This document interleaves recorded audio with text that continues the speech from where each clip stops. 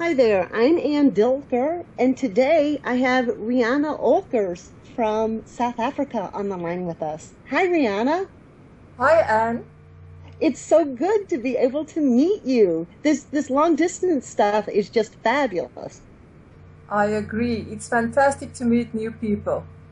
Can you just kind of bring us up to speed on how you started into the beading business? And do you primarily work with beading, or is it jewelry in general?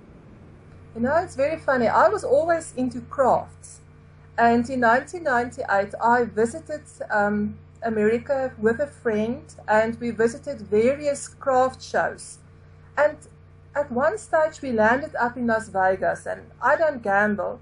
So I visited the shopping malls and shopping centers around Las Vegas, and I came across a little shop called the Bead Shop. And when, when I entered, I was absolutely flabbergasted to see the most beautiful magazines all about beading. So I just started my beading with on a magazine that I saw, and it was the Beaten Button, and I was hooked. And when I came back to South Africa, I couldn't find Japanese seed beads. We traditionally hear that people work with Indian beads or Okay. Chinese beads. And then I started to import my own beads. And when you have the beads, you need to work with them. And I started to teach myself also a lot, and I ordered books and patterns. And at that stage, the internet was just in fashion. So I did a lot of my ordering, over the internet, which made it so much easier. And I've met a lot of good beaders over the years, American ladies, which really helped me a lot on my way. And so I work with seed beads. I'm a seed bead Right. fan. So I Well, do, then you know what? You stumbled across the right magazine, yes, I because did. Bead and Button, I think, is probably one of the best for those of you who see bead. No, definitely. And the bead too. Was it from looking at that magazine that you found out about the Miyukis, or did you know about the Japanese beads prior to these? It was absolutely something new to me. And for a few years, I was actually a closet beader. I didn't want to share. Didn't want to share my craft because I wasn't comfortable yet. And I tried my hand at different crafts. But, bead weaving is a very forgiving craft. You can make mistakes, and I'm a little bit clumsy. So, when I make a mistake, with bead weaving, I can cut it up. And then I can start all over again. Well, when you finally discovered the world of the Japanese beads, um, Yes, that came to you via online. that's correct. That's really great. It's really fabulous. Have you ever tried the Toho beads? Yes, no, I do still work with Toho. Do you Um, have a preference? I don't have a preference. Sometimes, you pick your beads for their colors. Mm-hmm. But I Hmm. really cannot say, that I've got a preference. And I also like the Preciosa beads and Jablonec, very good quality beads. Right, right. So you got in. You bought this copy of Bead and Button, and then Yes. you took it back, and you found some resources, and so then you started teaching yourself all these stitches. Yes, I did teach myself. And, luckily my husband always, he's a very understanding husband. And he sent me back to America. And I went and I visited the Beaten Button show in 2004, which Okay. was really an eye-opener for me.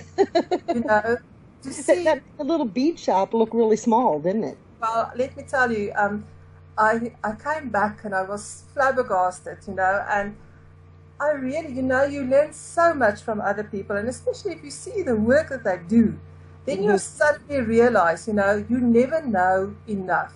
There's always somebody out there that knows more. And then you must learn. You can never say that you know. You don't need to learn from a different teacher. And I always try and get my students to go to other teachers too, because they learn a lot of different techniques from other people, and the way that they work. Well, when you started making jewelry, once you got proficient at it, did you start selling it? No. No? No, I never sold my jewelry except about 3 years ago. A lady called Cynthia, and she's from Namibia, and she started to bug me. She wanted to start like a bead museum at her shop, and well, half of what I used to make of my previous creations is now in Cynthia's shop, but I don't sell my work. I prefer the people to come to me and to make their own creations. Well, that's fabulous. So I think that you were telling us a little earlier before we started the actual interview that you were doing some teaching. Could you tell us about that? Yes. My Master the Stitch program, I started that to learn beaders that was interested or is interested in teaching other beaders. And I taught them from the basics up, so that they could master a specific stitch. So we have the peyote and the herringbone and the right angle weave. And I'm proud of the girls that came to me, because they all still teach, and they are very successful teachers, and they are well known in South Africa. And what is so nice is that you regularly see their work that they do out in the local craft magazines. And so, it's like a feather in my cap when I see that they still carry on. Well, that certainly is. I mean, that really has to make you feel fabulous. Yes, it does.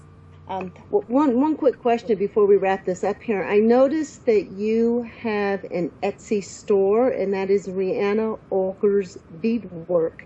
On that, you sell patterns? Yes, I sell my patterns because I used to get a lot of requests from overseas beaders that would they wanted my patterns, and that's a good way to showcase your work and for other people to enjoy too. I like to share my work. Well, that's great. And I have one last question for you here. Now, I'm not a seed beater. That's not really what I do, although I've been talking to a lot of seed beaters lately. If there's another or others listening to the interview that are like me, which one of your patterns would you recommend that we start with? Somebody that's really just new. The Mona bracelet. It's a basic peyote stitch with different beads, and it's very easy. And on that tutorial, you actually learn how to do a flat piece of peyote stitch work with very interesting techniques, and it's suitable for a beginner. Okay, well, Riana, thanks so much for your time. It was a real delight to meet you. It's a pleasure, and thank you for having me.